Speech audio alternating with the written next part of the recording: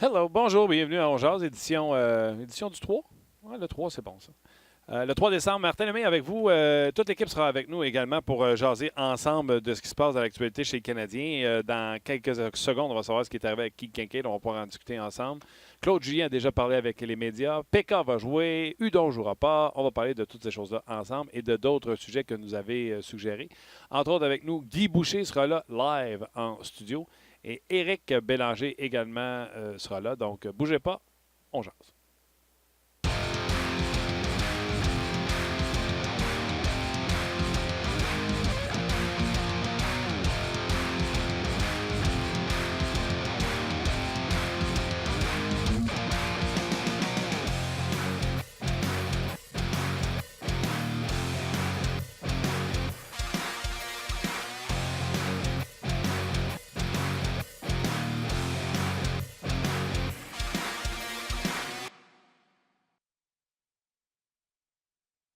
Hello! Salut Martin. Comment ça va? Ça va bien, merci. Yes, sir. Salutations à Alex au bouton. Yes. Salutations également à Rock, à la mise en onde, aux médias sociaux. Non, Tim. Tim, aux médias sociaux. Tu vois, à un moment donné, tu vas avoir 5 en 5. Ah ouais, regarde, on s'amuse. Ce sera le fun. Ouais, c'est ça. Grosse émission hier. Oui. Premièrement, on va commencer avec ça. Des chiffres tout simplement exceptionnels. Je sais que le diable est au vache chez Canadien de Montréal, mais on veut quand même prendre le temps de vous remercier de nous avoir choisis pour votre heure de lunch, que ce soit pour un segment ou pour le podcast au complet. On vous remercie. Ça c'est fait. Yes. Parce qu'il n'y a pas de show si vous n'êtes pas là, on va se le dire. Et effectivement. On fait pas ça, nous autres, pour nos beaux yeux puis pour être à TV, parce que Non. on n'est pas très joli de toute façon. Exactement. On n'a pas des voix incroyables non plus pour l'audio. Non. On n'a pas grand-chose, finalement. Finalement, une chance d'être là. Une chance d'être là. Donc, à l'entraînement, Carey Price est confirmé. Claude Julien a dit que Caden Primo jouera un des deux matchs qui s'en vient. Oui. Ben, est-ce qu'on met la table puis on écoute ce que Claude Julien a dit ce matin par rapport à Caden Primo? Parce que, évidemment, c'est le sujet principal de l'émission d'aujourd'hui, suggéré par les auditeurs. Caden Primo? Ben, les gens veulent savoir ça va être quoi son utilisation. Je ne même pas à soir. Non, je sais que je ne suis pas à soir. Okay. On va écouter Claude Julien. On écoute Claude puis on revient. C'est une belle voix, lui. Les deux gardiens sont bons, là.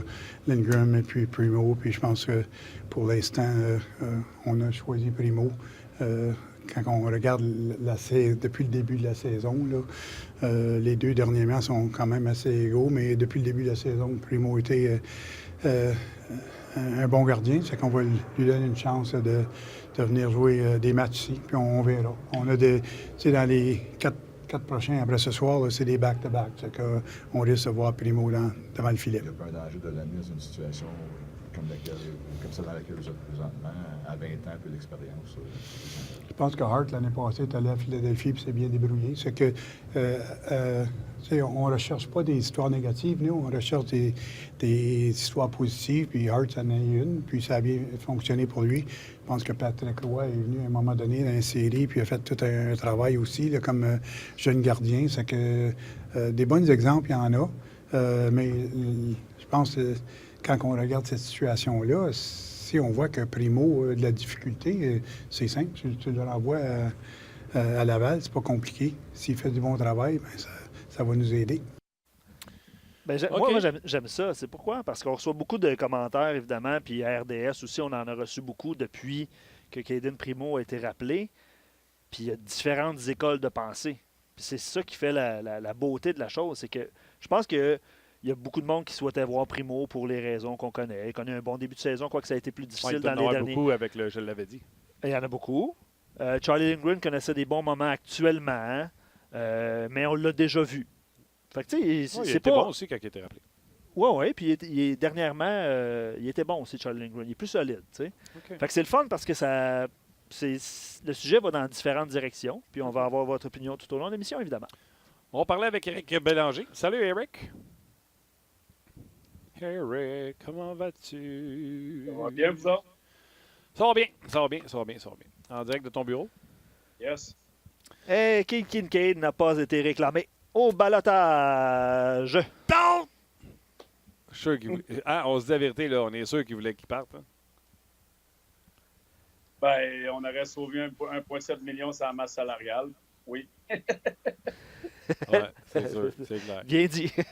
OK. C'est un premier sujet de scrap. Merci, Éric.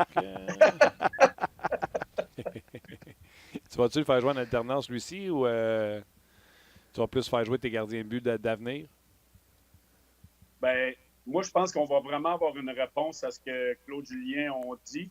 On veut l'envoyer à Laval pour qu'il retrouve ses repères.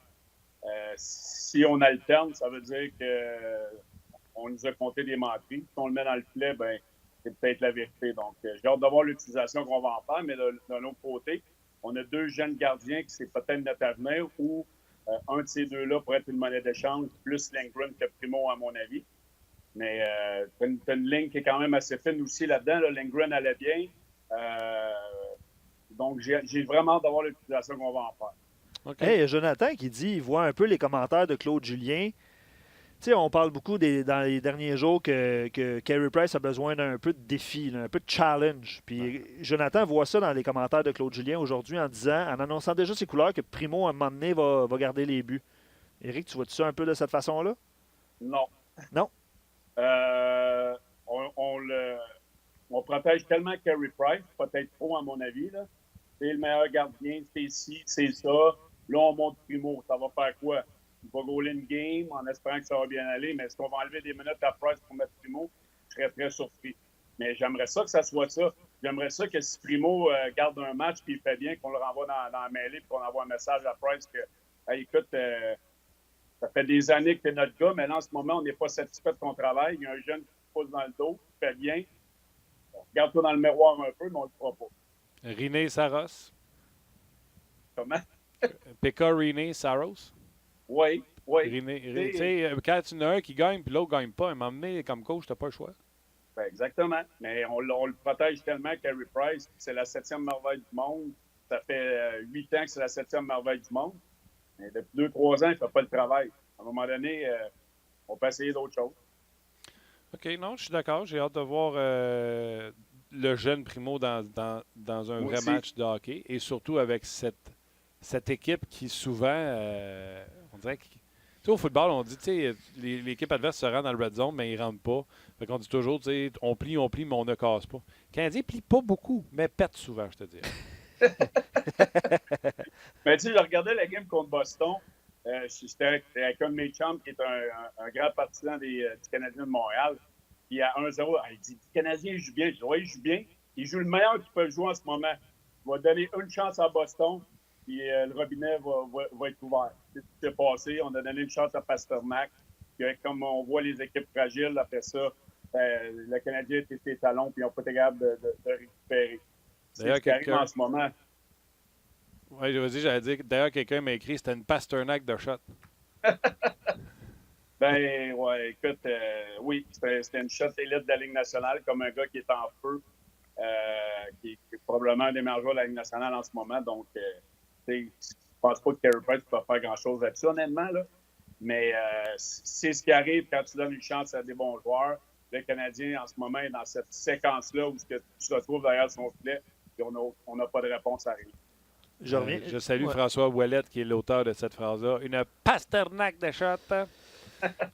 Je reviens sur le dossier Primo parce qu'évidemment, Jean-François aurait rappelé Lindgren. Les gens ont des divergences d'opinion par rapport à ça. Richard Fournier pose la question sur Facebook. Si Primo ne joue pas sur une base régulière à Montréal, ça donne quoi de le rappeler à ce moment-là? Pourquoi il ne joue pas beaucoup de matchs à Laval? Je pense que c'est un peu l'autre question. Ligue américaine en alternance. Ouais, mais à un moment donné, ils vont faire un choix en bas. Là, Ligue américaine en alternance. Oui, puis non, on a eu Joël en entrevue, puis il dit le calendrier choisit pas mal souvent qui est dans le net, quand ils sont dans un 3 en 3. Moins en fin de saison, par exemple, tu vas voir. Là. Fait que une alternance à Laval ou venir dans la Ligue nationale de hockey, jouer, mettons, une fois par semaine, puis pratiquer avec des gars de la Ligue nationale de hockey, vraiment, y a-t-il une différence dans le développement, Éric? Non. On n'est pas en train de dire qu'il devient notre gardien numéro 1. Là. Moi, je pense que c'est juste lui donner l'expérience de la Ligue nationale, de côtoyer un gardien d'expérience, de voir ce que le jeune a dans le cadre, surtout si on n'est pas lui donner un match. Moi, j'ai aucun problème avec ça. Puis s'il fait bien, mais puis en donne un autre, puis tu vois vraiment ce qu'il est capable de faire. Moi, je vois pas ça comme une nuisance à son développement. Au contraire, ça va lui donner des outils dans son cas. Qui viennent voir comment est-ce que c'est. Tremper les pieds, voir qu'est-ce que ça a l'air. Hey, on n'a rien à perdre. On n'a rien à faire du côté du Canadien. Ça fait 8 de fil. Notre gardien numéro 1 est mauvais. C'est quoi qu'on a à perdre? Absolument rien. Oui, non, on est d'accord. Tu as remarqué, Luc, qu'Éric est comme bipolaire du vêtement. Bipolaire du vêtement? C'est soit qu'il nous parle en chemise ou qu'il est en coton ouaté. Oui. Hey, mais... on est-tu bien dans un coton ouaté? Oui, bipolaire du vêtement. Mais Éric, as-tu eu un entraînement ou vous vous entraînez plus tard? Comment ça marche? Non, on s'entraîne à 2h30. Les gars sont après au l'école? gym en ce moment. Oui, les gars sont au gym. Bon. T'as-tu reçu notre coton ouaté qu'on faisait tirer? Non, des chevaliers. Non, on n'a pas reçu encore. Okay. On n'a pas reçu. Faudrait en faire pour On Jase. Hey, seriez-vous prêt à avoir des t-shirts On Jase? Avec la face à Martin, là? Non, pas ma face, voyons donc. Je suis en train de me mettre une note, là. OK. Pour On Jase. Chandail pour On Jase. Hey, c'est bon, ça. On jase, c'est un jeu, ouais. Non, mais pour vrai, là, On jase. nos... voyons. Éric, tu peux-tu rajouter après chandail, mais une parenthèse? Oui. 2. Fermez la Excel? parenthèse. Ouais, moi, je suis assez Excel. Pas Excel, là, pas dans mon cas, en tout cas. Là. 2 Excel. Non, pas 2 Excel! Luc, tout est smart. Ben, quand même pas, là, médium, mettons. Là. Non, moi, c'est Excel. Je voulais juste dire 2 chandails. Ah, OK, 2 chandails. OK, pas de 2 Excel. Mais là, on est rendu à 3. Luc, moi, puis on en donne un aux auditeurs. Ouais, Hey. j'ai plus d'argent pour le reste de l'année, c'est pas grave. Ouais, c'est ça. Là, ça, c'est mes lignes. Quand je fais de mes lignes à matin, moi aussi, je me casse la tête. Ah non, c'est quoi? C'est-tu les choix de ta blonde? Non, c'est les miens. OK. Parce que j'ai un gars rappelé au junior, j'ai 2 gars blessés, j'ai 3 gars du Midget Sport qui s'en viennent, donc je me casse la tête en suspect pour en fin de semaine. Ben, fait que tu vas être prêt éventuellement pour coacher dans la Ligue américaine, parce que c'est tout le temps ça. Oui, Bon. exactement. OK, mais on revient à Kevin Primo. T'en as-tu vu dans ta carrière des jeunes gardiens de but arriver, puis que, tu sais, Blanc-Bec, là, puis soit qu'ils ont eu du succès ou pas de succès, c'est quoi les histoires que tu as là-dessus? Et boy, Je te renomme les jeunes gardiens que tu as eus. Ben, il faudrait, mais Los Angeles, il n'y a pas eu vraiment des. Ben, il y avait Jamie Starr, il n'était pas jeune. Chuck Manek, Mathieu Garon. Boy. Comme intemporel, toi, c'est tough à voir. Cristobal Huette, il est venu. Quand je suis arrivé à Caroline, il y avait Ward. Il commençait à mélanger Huette quand il est arrivé? Oui, mais il y avait le plus jeune, je te dirais, c'est probablement voyons, c'est... Carey Lekonen? Carey Lekonen? Non, voyons, Atlanta. Il est rendu où, lui? Il joue plus, là. C'est ça, Carey Lekonen, là, il jouait avec les Stars depuis longtemps. C'est pas Exact. Un choix de première ronde, qui était supposément être un bon gardien. Lui était très jeune, il avait le filet avec nous autres à Atlanta, puis ça n'a pas bien été. Je pense que sa carrière en général n'a pas bien été. Ah ouais, quand même. Ouais, Jamie Starr avait déjà commencé avant. Il est plus vieux que toi, Jamie Starr. Oui, 3-4 ans. Ah, t'es intemporel. On n'est pas capable de piffer ton âge. Puis l'exemple que Claude a donné, Carter Hart, là, comment vous interprétez ça, ces propos-là? Parce que Carter Hart a un bel avenir. C'est pas un choix de 7e ronde, par exemple? Là? Est-ce que tu trouves ça un petit peu tiré par les cheveux? Non, mais Carter Hart avait dominé au championnat mondial junior, puis Primo a été excellent l'an passé. Fait que ça, cette comparaison-là n'est pas si pire. Il a quand même dit le nom de Patrick Roy. Oui, mais là, c'est ça. Tu es allé chercher ça loin, mais encore une fois, c'est pas la même situation. Kevin Primo, il s'en vient dans une situation de 2e gardien. On n'est pas en train de dire on te donne le net pour le reste de l'année. Il faut faire attention, il y a une grosse différence. OK. Tu as eu Jason Barbara. Excuse-moi. Il n'était pas jeune, mais il était à ses débuts. Mettons, il avait joué une coupe de match dans... Ouais, c'était pas un gardien numéro 1. Non. On n'est pas en train de dire que Kaden va l'être. Ça dépend, ça. Mais honnêtement, puis je reviens à la question initiale. Puis... Mais attends une seconde. Ah, OK, toi, tu y vas de ça fait quand même 20 minutes qu'on parle de Kevin Primo. Il joue pas à soir. Il joue même pas à soir. Puis notre gardien numéro 1, qui est supposé être le meilleur sur la planète, est mauvais. Simonac, on pas bien, là, les boys. Là. OK. Non, mais attends une minute. J'ai mangé à voler, c'est bon. J'ai reçu une tape d'en face. Parfait. Petite claque. Petite claque.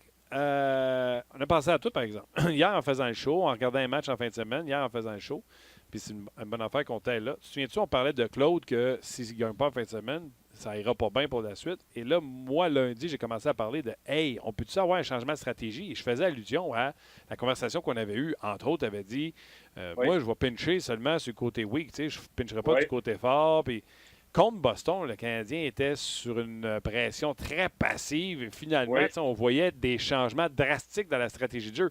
Parce que je disais Crime, il n'arrête pas de dire que les gars font des erreurs, puis c'est pas ce qu'ils enseignent. C'est assez rare qu'on enseigne les erreurs. Là. Puis il dit c'est pas ce qu'on enseigne. C'est peut-être parce que tu n'as pas le staff pour faire ce que tu veux faire. Ajuste-toi. Et on ne voyait jamais d'ajustement. Alors qu'en fin de semaine, on a vu une pression beaucoup plus passive. D'après moi, il a dû t'écouter au podcast, mais pourquoi ça a pris autant de temps avant de faire des ajustements dans la tactique? Bonne question. Il faudrait que tu lui poses à lui, Marty, mais à un moment donné, quand ça fait 8 matchs, je sais qu'ils ont connu du succès qui était quand même agressif. Le Canadien avait une réputation d'être une équipe rapide pour la rondelle, bon en transition, qui a fait défaut depuis les 8 derniers matchs. Je te dirais peut-être les 5-6 derniers. Contre Boston, on n'avait pas le choix d'être passif. C'est une des meilleures offensives de la Ligue nationale. Mais le but qu'on a donné à Pasternak, ça a été une mauvaise lecture d'un défenseur sur le semi-pinch. Ça s'est retrouvé dans notre filet. Oui, on peut blâmer Hudson, un jeune défenseur, mais c'est quand même généralisé. C'était généralisé. Oui, mais attends, Olofsson, Luc puis moi, on en parlait en dehors des zones. On trouvait ça chien, le monde qui mettait ça sur Olofsson. Non, je suis d'accord. Puis ça répète Weber, là, je peux juste te dire que c'est quand même un pinch d'un défenseur qui a fait le premier but des Bruins de Boston. Puis oui, ça s'est adonné que c'est lui. Moi non plus, je ne blâme pas lui. Là. Je peux juste te dire que lui et tous les autres défenseurs du Canadien, c'est généralisé ces erreurs-là depuis un bon bout. Là. Mais ça s'est adonné que sur ce but-là, c'était Olofsson. C'est pas pointer du doigt lui, c'est juste la situation qui est arrivée. OK. Olofsson va être dans la formation pour les gens qui se le demandent. Olofsson va être là. Il n'y a pas de changement au niveau des défenseurs. L'autre affaire qu'on a parlé, c'est quelque chose qu'on a parlé avec Guy, on en a parlé avec toi. L'identité du Canadien, c'est quoi? La vitesse.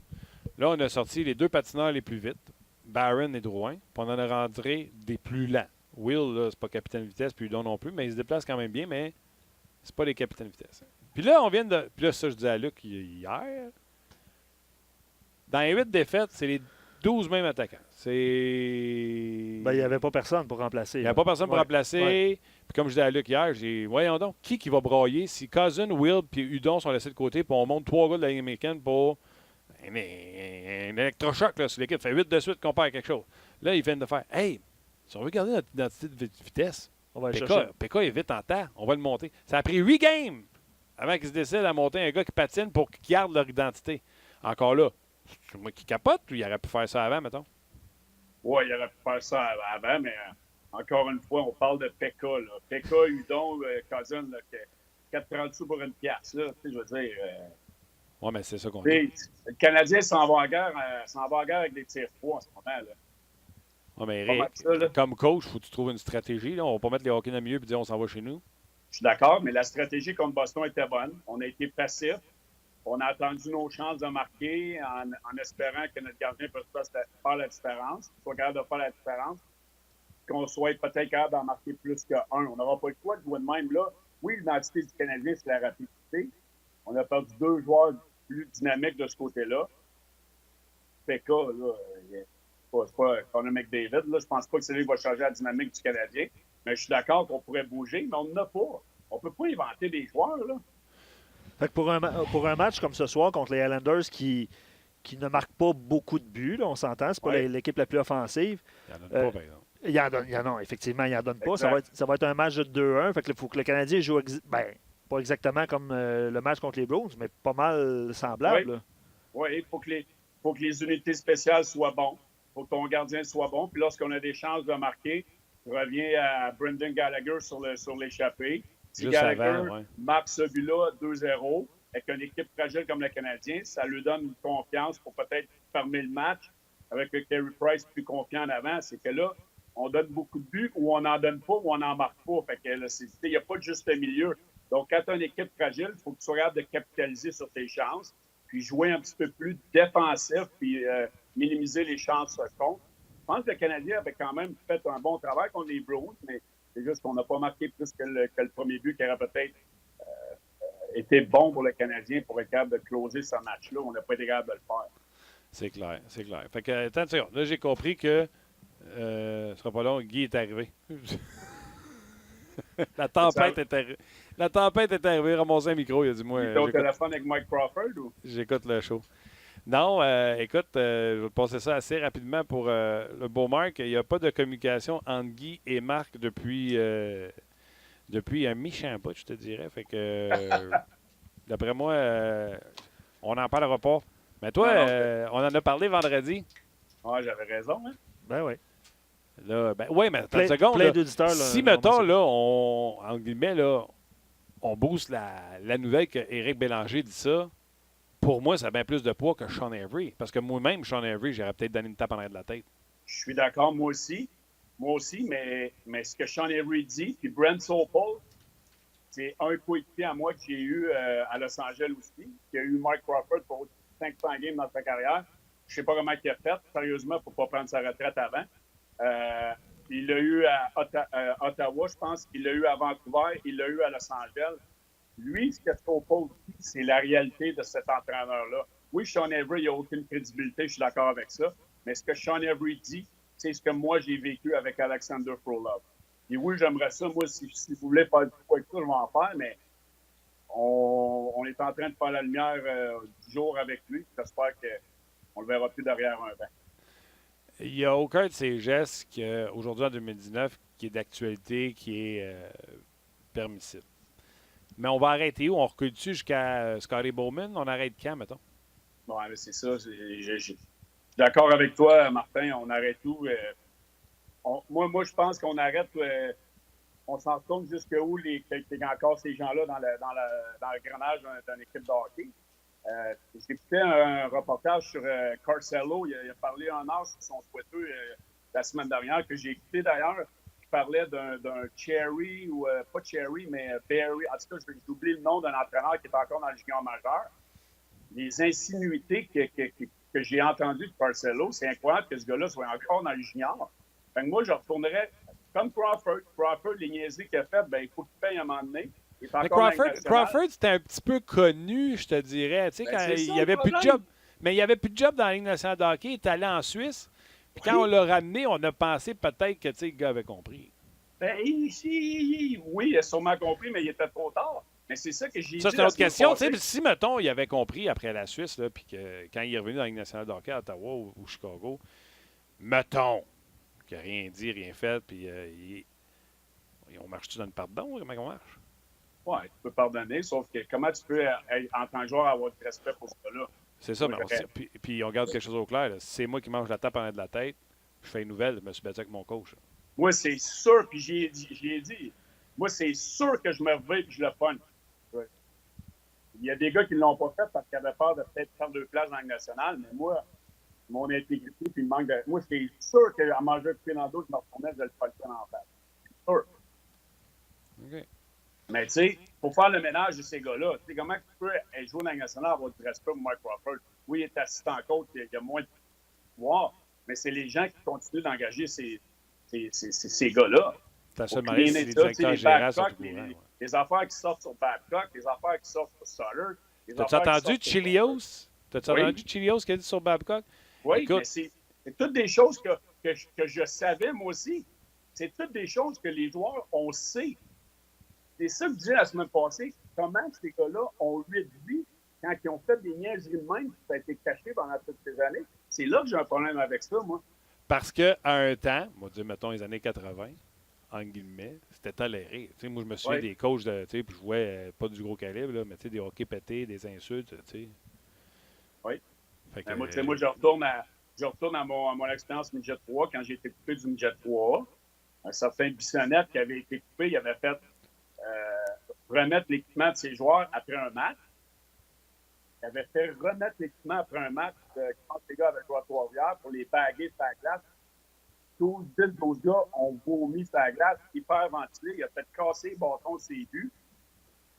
Oui, il a perdu sa job, mais ce gars-là n'a pas eu de photo de répercussion après ça. Là. Nous autres, on jouait à l'Arena Cartier à Laval, pour les gens qui connaissent le spot.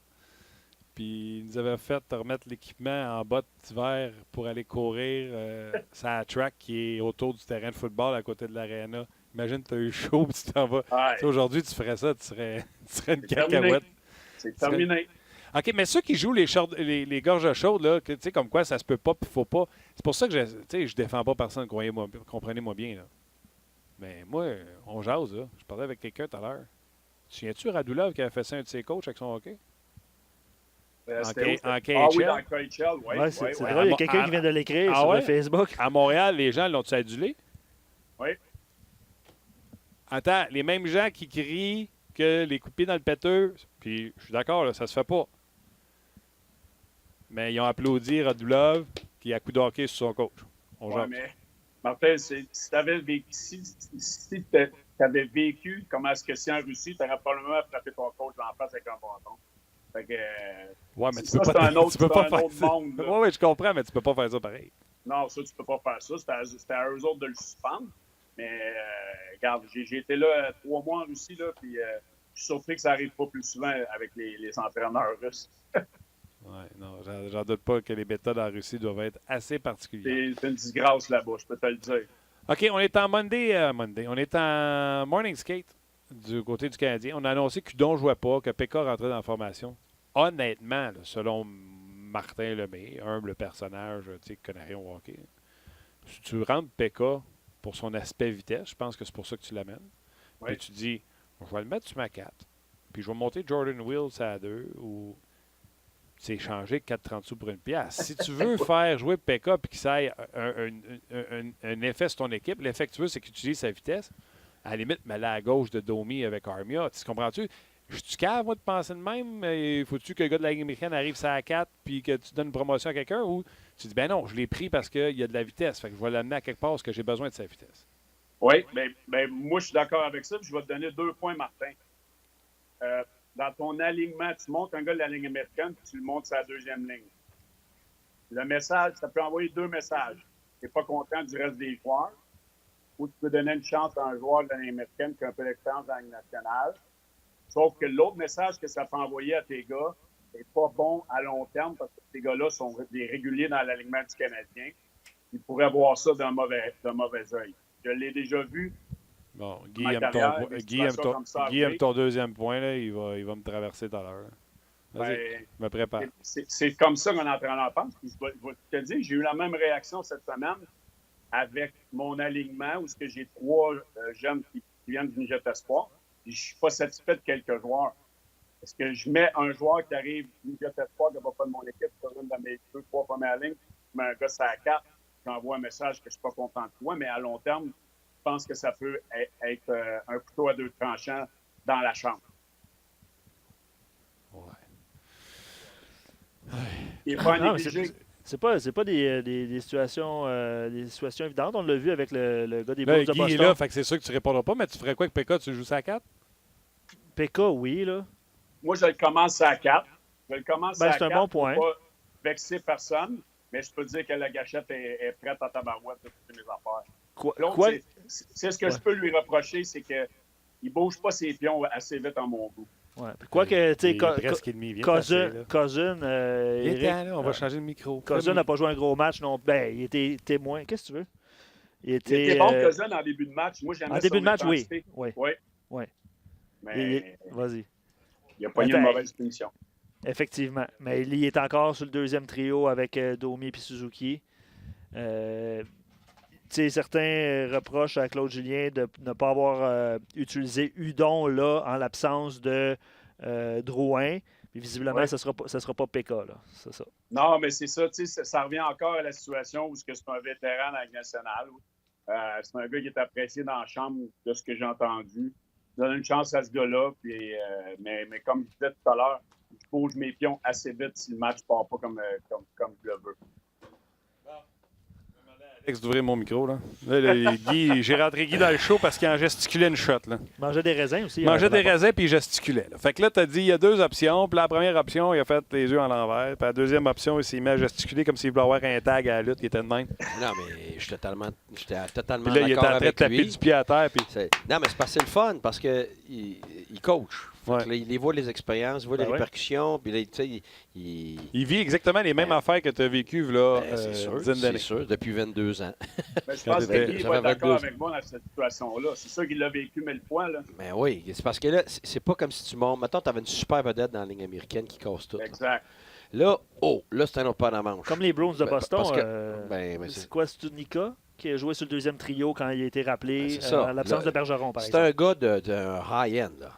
Là, c'est un autre pas dans la manche. Là, les gars vont vraiment avoir peur de perdre leur job et tout ça. Mais là, tu montes Pekka, qui n'est pas vraiment un gars national, qui a un petit peu d'expérience. Et là, Ouais, mais tu si tu fais ça, t'es mieux de gagner ta game. Exact. Parce qu'en plus, dans la situation où ils sont là, il faut que tu fasses bien attention. Là, en ce moment, il n'a pas perdu sa chambre. Là. Je peux te garantir ça. Là. Les gars, ils jouent. Tu regardes tous les débuts de game, ça veut. Ça, je suis d'accord. Mais à faire des calls de même, c'est là que tu peux la perdre. OK, mais C'est ça, là. OK, reprenez ma prémisse de base, les Il commence gars. à 4, là, Ouais. puis il est Exact. bon. S'il est bon, ça à 4, puis il donne 2-3 chiffres, là, tabarouette, mise en échec, premier sur la rondelle, score un goal ou bien crée quelque chose, là, bam, tu niaises pas. Moi, c'est ça que je fais. Au bout de 6 minutes, 10 minutes, là, m'en est, parfait. T'as un anneau qui dort au gaz, OK, il rentre. Fait que là, à la place de créer ton animosité avant le match, puis que là, ça chiale par en arrière entre les gars, parce que c'est ça qui arrive, là. Parce que tout le monde pense toujours aux joueurs que tu amènes. Ils isolent toujours le joueur, le nouveau joueur qui arrive. Mais dans un contexte, là. Puis en ce moment, là, le plus important, c'est le contexte. C'est le climat. La seule chose qui reste encore, là, c'est le climat. Le climat, là, il est dur à gérer. C'est pour ça que Claude était confiant hier. Ben oui, justement, parce qu'il le sait. Il le voit. Il voit que son groupe va encore. Il voit que son groupe se tient encore ensemble. Mais si tu fais pas attention, après ça, là, tu commences à avoir des problèmes à l'intérieur de ta chambre, là, t'es mort. OK, mais Eric, reprenez ma prémisse de base. Là. Parce que c'est ça qui t'a fait réfléchir à c'est soit ça ou ça. Puis c'est Guy, là. C'est lui, là, le gars avec le chandail rouge-vin, là. Il est rouge. Non, mais c'est pas pire. C'est bon. J'étais pas sûr. C'est lui qui disait l'identité du Canadien est hypothéquée parce qu'on a perdu nos deux plus gros marchands de vitesse. L'identité, c'est la vitesse. T'as ri de moi au début quand j'ai dit que ça allait être l'enfer sans ces deux-là. Non, moi, j'ai pas ri de toi. T'as pas ri, mais tu trouvais que j'exagérais. Absolument pas. Bon, c'est ça. Absolument pas. Puis je vais te rajouter nos couches. Mettez, si tu me mets le défenseur le plus mobile, fait que tu viens encore d'amputer ton identité. Pour l'identité, oui, sauf que je veux dire... Non, je suis conscient, mais là, je te dis, tu ramènes un gars, sa qualité première, c'est la vitesse. Si tu le mets à 4 pour jouer 6 minutes... Oui, mais c'est quand même un jeune en devenir. Les deux autres gars, là, non, je te parle de Pekka. NHLers. Ah, tu veux dire, OK, oui. Pekka, la seule raison que tu le montres, là, c'est pas parce qu'il s'appelle Pekka, c'est pas parce qu'il est 5 et 6, tu le montres parce qu'il patine. Oui, mais il ne faut pas juste patiner. Tantôt, tu disais ça, c'est pas vrai. Là. Pekka, il travaille, là, puis il ne peut pas juste patiner, se promener. Là. Non, je comprends. Non, il s'implique. Tu veux pas... Comparativement à d'autres, sans nommer de nom, il s'implique, lui. Fait que, il y a une différence aussi. Là. Il amène pas juste... Mais tu starts à 4 pareil. Ben oui, absolument. Absolument. 100%. Bon. OK, Eric. Eric, conseil à demander à Guy avant qu'on raccroche? Oh non, c'est quoi? J'ai manqué quelque chose tantôt. Quoi. Non, mais regarde, tu vois-tu son tableau, là, il a demandé des chandails de son équipe midget 3. Mon line-up, Il y a ses trios. Il a ses trios. Il a demandé de faire tirer un chandail à Ongeaz. OK. Les trios, c'est dur juste avec les numéros, par exemple. Là, mais en tout cas, on va travailler là-dessus sur ton line-up, Eric. On va te donner des conseils la prochaine fois. J'aimerais être correct. On n'est pas inquiet pour toi, mon chum. D'habitude, c'est bon. On te parle-tu pareil vendredi ou tu as fait mardi, fait que t'es off? Non, mais c'est Luc qui m'a ditché pour aujourd'hui. Ouais. Là. Ah, OK. Oui, on va parler à Marc vendredi, vu que le Canadien joue contre les Rangers là-bas à New York. On fait des petits changements. Eric, il s'adapte, il peut jouer sur le premier trio, sur le troisième, quatrième. Mais dans le C'est fond, ça qui a duré longtemps de même. Ben oui, exactement. Eric, on joue à la maison. Marc Denis, on joue sur la route. Exact. Ben, tu sais, moi, j'ai passé ma carrière à bouger up and down du line-up. Pas de problème avec ça, je m'adapte. C'est merveilleux. Ben, nous autres, on avait, à un moment donné, on la regardait pour lui quand on était à Tampa pour... oui, on est venu sur la table. Savais-tu, Eric? Fait qu'il il a dit, non, il dit, lui, il dit, Guy, si tu le fais en arrière du bain, il va te refesser. C'est-tu quelque chose que tu t'avais déjà entendu parler, Eric? Non, mais moi, c'est en affaire, j'ai arrêté en courant à Tampa. Ouais, hein? Le coach, hein, pas l'équipe, le coach. Non, mais c'est sûr que j'ai arrêté. J'aimais l'organisation, j'aimais le genre de jeu, le style de jeu qu'il y avait. J'aurais certainement fité dans ce style de jeu-là. Oui. Attends une seconde. On a un bon sujet, on a un bon poisson. Là. Il y a du collé dans le nez, lui. Ouais. Du cool, Non, mais tu sais, il y en a dedans. Là. Ça drive. Ouais. Toi, comme coach, t'aimes ça, des gars de même? Ben, un gars qui paye le bris, là, tout le monde aime ça. Là. Ah oui, il paye le Pas bris. juste Regarde, moi, il a un sourire à 3000. ouais, mais c'était ça, là, son identité à ce moment-là, là, c'était ça. Le gars qui va gagner ses face-offs, le gars va bloquer des shots, être capable de le mettre à l'aile. Moi, tu sais qu'Éric Bélanger, c'est une c'était histoire. ça, là, t'étais versatile. Je me trompe-tu, moi, là? Je veux dire, tu Mais non. t'étais perçu comme ça, là. Ouais, Fait c'est une que, bonne. Moi, j'ai une histoire d'amour qui remonte depuis longtemps avec Éric Bélanger. je veux Une savoir ça, moi, une de là? mes... oh, oui. Ben, Ok. C'était pas dans une chambre à coucher avec toi, Ok. comme avec toi. Ok. C'était... Éric était... Caroline, de la misère à savoir c'est quand est-ce qu'il était autonome. Puis le Canadien a décidé de prendre Brian Smolinski Centre droitier. à la place. Et le seul argument que les gens, tu sais, pour contrer mes arguments, c'est de dire que Smolinski était droitier versus Bailey qui était gaucher. Puis là, je leur disais, écoute, pas de farce. T'as la chance d'avoir Bailey au lieu de Brian Smolinski. Puis j'avais fait une campagne à CKC Sport à l'époque. CKC de notre virée sport. Dans ce temps-là, je pense que j'étais pas mal dans mon prime. Je pense que c'est quand j'avais signé au Minnesota pour 3 ans, si je me rappelle Ben oui. bien. Après ça, tu plantais des saisons solides pour juste que je puisse me promener dans les corridors de la station de même. Ben, j'avais eu quand même des saisons de 40 points. C'était pas mauvais. Là. Alors, regarde, mais c'était le gars typique, là, troisième Moi, des ligne. gars de caractère. Troisième ligne. Moi, j'avais Dominic Moore, là, dans ce sens, un Ouais. petit peu comme ça. Ouais. Tu sais, le gars, il écœurait l'autre, il écœurait le peuple sur la glace, puis... non, mais c'était ça faisait partie de tout ça. Là. Tu sais, ton Ouais. gars, dans ce temps-là, tu sais, maintenant, le look de la nationale a changé un peu, le troisième ligne, tout ça. Là. Mais dans ce temps-là, là, c'était le typique. Là. C'était le gars de 3 qui est capable de t'amener des goals, capable de défendre. S'il y en a un, c'est à 2 qui fait pas le job, oups, tu le montres parce que ça passe un bon message, parce que le gars, il paye le pied et il travaille. Tu sais. Exact. C'est pas juste un gars de talent. Fait que tu es capable de jouer de désavantages numériques. Oh, Powerplay ne fonctionne pas, tu peux aller le mettre devant le filet. Tu sais, plein d'arcs, plein de flèches à ton arc. Tiens. T'es de corde à ton arc. C'est Ah, non, gentil, moi, c'est des flèches, moi. Moi, c'est des flèches. Parce qu'un arc pas de flèche, ça fait rien. Ouais, c'est sûr. C'est exact comme Montréal, comme le Canadien. Ouais, c'est ça. On a un arc, mais il manque un peu de flèche. Ils n'ont pas de flèche. All right, buddy. Écoute, on te laisse aller te préparer pour ta pratique. Gros merci d'avoir Pinchetter, puis on s'en jase. Merci les gars, bon show. Salut. Salut, Eric. Les gens de Facebook, on a eu un avant-goût de cette conversation-là. On va poursuivre de l'autre côté sur RDS.ca. On a le tableau en plus quelque part. Là. Oui, puis on va parler de Barry Trotz. Hein. Je pense qu'on a effleuré le sujet à peu près 43 fois sur Barry Trotz. Il est là ce soir, il est on en là parle. ce soir, c'est sûr qu'on va en parler. Donc, traversez sur RDS.ca, mais fait au Facebook Live maintenant. Très bon homme. Très raccroche. Personne, bon entraîneur, encore une meilleure personne. Ah oui? Ouais. Puis tu sais, encore là, mon but, c'est pas de planter Claude. Je l'ai dit, je veux pas qu'il perde sa job, sauf que là, je suis rendu à l'étape que ça prend des solutions. Puis Claude, ça fait une couple de fois en point de presse qui dit que ce qu'il demande aux joueurs, c'est pas ça qui est sur la glace, etc. Et pour moi, Barry Trotz, pas un gros club avec les Islanders. Là. Barry Trotz fait la différence avec son équipe. Pourquoi? Ben, écoute, c'est sûr qu'il y a plein de... Qu'est-ce qu'il fait, là? Ouais, Prends ton tableau, attends là. une minute. Là, Qu'est-ce ce qu'il que fait? j'aime pas, c'est que tu me poses une question, mais tu me poses une question qui est armée. Parce que là, tu m'as parlé de Claude avant, puis Oh, comme Claude, si c'est tu une prémisse. compares... Il n'y a rien, il n'y a pas de comparaison. Là. Je ne regarde pas ça pantoute. Là. Je veux dire, Canadien, c'est Canadien. Claude a sa situation. Ça n'a rien à voir avec la situation de Barry. Barry, il a une capacité... Je pense qu'on l'a vu autant à Nashville qu'à Washington et avec les Islanders. C'est que ses meilleurs joueurs finissent par s'engager défensivement. Puis ça, c'est pas partout.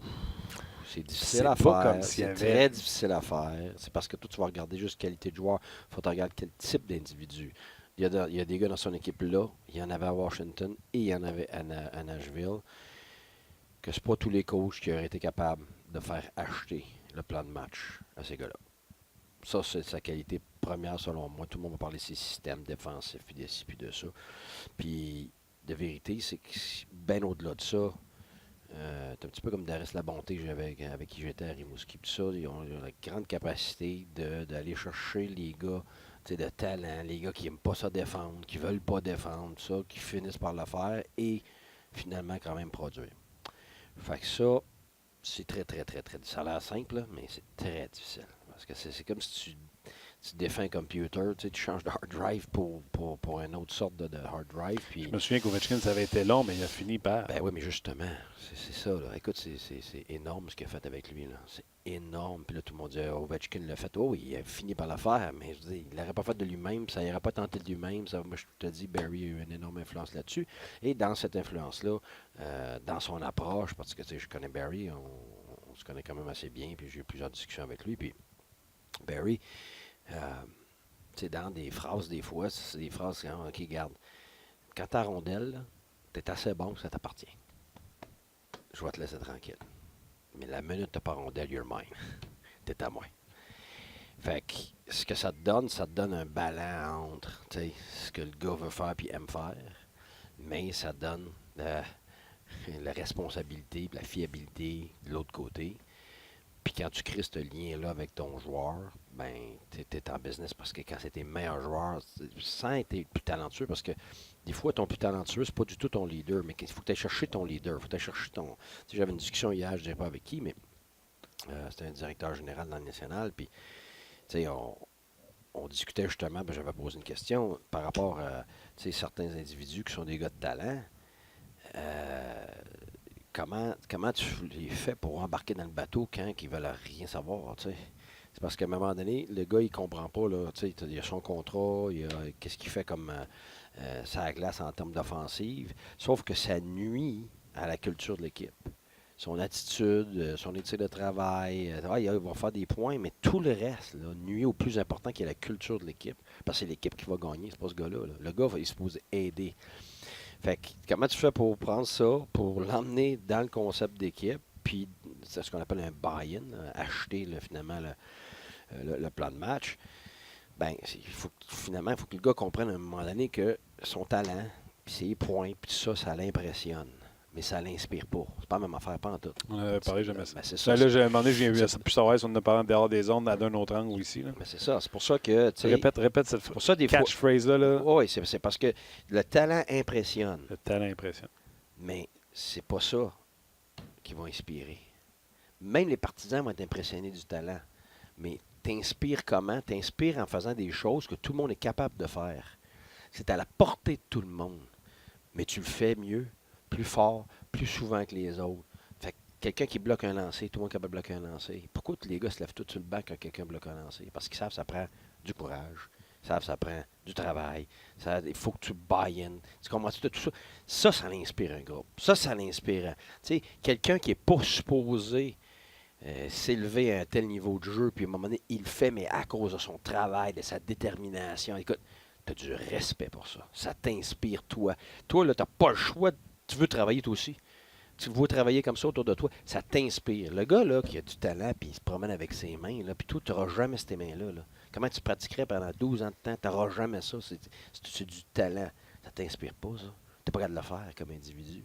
C'est la même chose qu'un gars qui... Ça t'inspire pas, tu l'admires. C'est ça, c'est de l'admiration, c'est ça, c'est de l'admiration, ça l'impressionne, mais c'est pas du respect, puis ça ne l'inspire pas. Quelque chose qui inspire, c'est quand tu as des gens qui font des choses que tout le monde est capable de faire, mais eux autres se donnent le courage de le faire. Ça donne tout ce qu'il faut faire pour... Fait que, tu sais, mettons, donner un exemple, un gars qui dirige une compagnie, c'est sa compagnie. C'est lui qui fait l'argent. Il a le statut. Sauf que si c'est le plus paresseux de la gang, il n'inspire pas personne. Mais pourtant, il a eu le talent d'être là, puis, tu sais, beau bonhomme peut-être, puis parle bien, Papa était là, papa était là, whatever, là. Whatever. Mais même s'il a tout acquis ça, la journée qu'il n'inspire plus son groupe, tu ne mobilises pas ton groupe. C'est le contraire. Tu te distances parce que tout est là, puis il y a juste toi qui est capable de faire ça, puis il n'y a personne d'autre. Fait que tu n'es pas capable de t'amener. C'est comme le général dit, The general's got to walk in the trenches with his troops, en anglais. Alors, le général doit marcher avec ses troupes dans les tranchées. Pourquoi? Montrer l'exemple. Exactement. Lui, il n'est pas là en train de l'effacer. Exactement. Fait que c'est ça. Barry Trotz a eu une grande capacité de faire comprendre ça à ses gars, puis il leur fait encore Barzell, je m'excuse, là. Hey. Il a coupé 40 points. Ben ouais. Mais son équipe gagne. Je regardais Jordan Eberle tantôt qui a marqué 25-30 buts. Ouais. Jordan Eberle, il est employé sur le 3e trio. Il a marqué son premier hier. Ouais. J'imagine qu'il adhère à ce concept-là. D'ailleurs, Eberle a décidé de re-signer là, si je ne me trompe pas, en sachant très bien qu'il prenait moins, mais il voulait rester. Je l'ai eu Eberle à plusieurs reprises avec l'équipe Canada. Son contrat se termine en 24-25. Ça, il vient de l'obtenir. Oui, à 5,5. Bon, tu vois, c'est ça. Donc, ça, c'est un buy-in. C'est quelqu'un qui a acheté ça. Quand tu t'ostines continuellement avec un... Tu sais, Steve Eisenman, là, il me l'a dit que pendant des années, je combattais là-bas. Ah, j'étais bon à des points, j'avais toute la reconnaissance, mon équipe ne gagnait jamais. Mon était rendu ça à 4, puis je pense qu'il a scoré 14 buts dans l'année. Son équipe a gagné, puis ça a été le début d'une dynastie. Fait que, tu sais, je dis pas que tu es obligé d'en scorer moins tant que ça, mais c'est sûr qu'il y a quelque chose qu'il faut que tu donnes là-dedans. Là. Si tu n'es pas un leader, tu ne vas pas l'être, ça, c'est tes affaires. Mais si tu veux être un leader, tu vas inspirer ton groupe. Il va falloir que tu transfères ton énergie et ta concentration sur des choses qui vont inspirer ton groupe. Fait que c'est pour ça que Steve Eisenman, à la place d'être une vedette, il a décidé d'inspirer. Qu'est-ce que ça a fait? Ça a été contagieux pour tout le monde. Alors, tous les autres gars de talent, ils ont embarqué parce que lui a embarqué. Fedorov, qui jouait à 200 pieds. Exactement. Fait que c'est ça. Fait que c'est pour ça que... Fedorov, Larionov, ça jouait-tu sur 200 pieds, ce gars-là? Exact. Fait que tu sais, puis là, tu vois des gars, maintenant qui veulent se faire changer, qui se font changer. Parce que j'ai pas assez de liberté, j'ai pas de ça. Ils arrivent ailleurs. Là, ils s'aperçoivent que, OK. Fait que finalement, ils ont moins de points, puis ils jouent moins qu'ils jouaient parce qu'avant ça, ils étaient utilisés à profusion offensivement. Wow. Puis ils n'étaient pas contents pareil. Sans moyen, ils s'aperçoivent, c'est pire. Ici, la culture est encore plus forte. Il faut que tu payes encore plus le prix. Il faut que tu inspires. Puis à un moment donné, tu finis par comprendre. Mais il y en a qui ne comprennent jamais. Mais, OK. Plusieurs gens sur nos pages boivent tes paroles et réagissent en direct. Il y a Miguel et Matrix. Matrix, je me souviens plus de son prénom, je m'excuse. Il dit Drouin a compris ce message-là au début de la saison, puis il l'appliquait de mieux en mieux. Ça, c'est les commentaires de. Il est en voie vraiment. Tu vois que c'est un gars qui a compris qu'il veut. Puis maintenant, c'est d'améliorer C'est ça, exactement. Puis les points viennent, là, dans son cas. Oui, ça ne veut pas dire que les points viennent pas. Jonathan Taves, là, il a eu des points. Il était tout le temps un premier scoreur. O'Reilly. Kopitar. Kopitar, c'est parce qu'il est dans l'Ouest, on le voit moins. Écoute, c'est peut-être le meilleur de toute la gang two-way. C'est phénoménal, là, ce gars-là. Là. Je veux dire, c'est incroyable comment il est bon. Puis ils ont gagné des coupes parce que, justement, ton joueur le plus talentueux, il était comme ça. Faisait des points, mais il en a laissé sur le tapis des points. Là. C'est clair. Absolument. Mais son équipe a gagné, tu comprends? Puis en contrepartie, puis sans pointer nécessairement des gars individuels du doigt, là, André dit qu'est-ce qu'on fait avec Domi en parlant de cette culture-là qui semble un peu en dehors de son match présentement. On va dire ça comme ça. Là. Tu avais déjà parlé de Domi que c'était pas de la baboune, que lui-même devait être le gars le plus difficile envers lui parce qu'il n'y a pas les résultats qu'il souhaite avoir. Ben là, c'est sûr que c'est un mix en ce moment. Là. Regarde, on va se dire vraies affaires. Le paquet de défaites, là, écoute, c'est lourd là, pour n'importe qui. Fait que tu sais, quelqu'un qui déjà avait de la difficulté avec sa game, puis là, après ça, quand tu as difficulté avec ta game, puis l'équipe gagne, ben, t'es comme tout seul dans ton tour. Mais là, quand toi, ça va pas bien, puis l'équipe va pas bien. Là, tu sens qu'il faut que t'en fasses plus. Puis là, ce qui arrive, là, puis c'est ça l'erreur. C'est aussi bizarre que ça peut sembler. Tu cherches ailleurs des solutions. Alors que c'est pas ailleurs. Elle est en dedans. Elle est autant à l'intérieur, en dedans de toi comme individu, comme joueur, qu'elle est à l'intérieur de ta chambre, de ton vestiaire, qu'elle est à l'intérieur de ton staff. C'est là. Je veux dire, tu sais, le Canadien a gagné 4-0 l'autre fois. Là. Il l'avait son match. Là. Ça veut dire qu'ils ont fait des bonnes affaires pendant X temps. L'autre jour, tu sais, ils sont à Boston, là, sur un back-to-back, là, right? Oui. Puis c'était quoi après 2 périodes? 1-0. 1-0. Bon. Pour eux autres. Oui. Bon. Écoute, c'est dur à faire, ça, là. C'est la meilleure équipe de la Ligue. Oui, donc, mais la stratégie avait changé. Il était beaucoup plus passif dans... Il faut que tu fasses. Qu'est-ce qu'il faut que tu fasses? En ce moment, ils n'ont pas l'offensive. Fait que tu vas gagner comment? Comment tu t'apprêts la tête ses murs pendant 2 jours de temps? Tu ne l'as pas. L'offensive a baissé, tu as perdu des gars. Puis les jeunes ne sont pas capables de prendre la relève tout de suite. Fait que tu fais quoi? Il va falloir que tu gagnes tes matchs 1-0 ou 2-1. Puis quand t'en as gagné un, ben, à un moment donné, whoop, puis là, t'en tailles un autre 2-2. Puis il marquait quand même des buts, mais visiblement, il n'était pas capable de défendre. Fait que là, on a décidé de resserrer. Oui, mais c'est ça. C'est parce que la raison pourquoi il marquait des buts, c'est parce que tu ouvrais le jeu à tonne. Exact. Bon, mais ça, ça va fonctionner seulement si tu as un niveau adéquat, même quand tu es capté, comme Tampa, par exemple. Tampa, ils sont comme ça. Tampa, ils ont tellement de talent. C'est l'équipe la plus talentueuse de la Ligue qu'à un moment donné, bang, bang, bang, bang, 2, 3 puis 4 buts, ils sont capables de le faire. Exact.